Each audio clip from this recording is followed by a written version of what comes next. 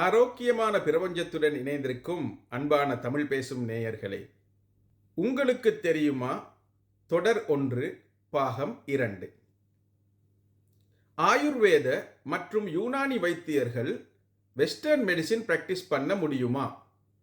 இலங்கையிலே ஆயுர்வேத, யூனானி மற்றும் சித்த மருத்துவர்கள் டிபார்ட்மெண்ட் ஆஃப் ஆயுர்வேத அல்லது ஆயுர்வேத மெடிக்கல் கவுன்சிலிலே அவர்கள் கட்டாயம் ரெஜிஸ்ட்ரேஷன் பெற்றிருக்க வேண்டும் மற்றும் அவர்கள் ஆயுர்வேத, யுனானி மற்றும் சித்த முறைகளிலே மக்களை குணப்படுத்தலாம். ஆனால் அவர்கள் வெஸ்டர்ன் மெடிசின் அல்லது அலோபதி முறையிலே மருந்து கொடுப்பது முற்றிலும் தவறான ஒரு விடயமாகும். இது தண்டனைக்குரிய விடயமும் கூட. யூகே போன்ற நாடுகளிலே இவ்வாறு ஏதாவது நடந்தால் கடும் சிறை தண்டனையும் அவர்களுடைய ரெஜிஸ்ட்ரேஷனை கேன்சல் பண்ணுவதும் கூட நடக்கலாம்.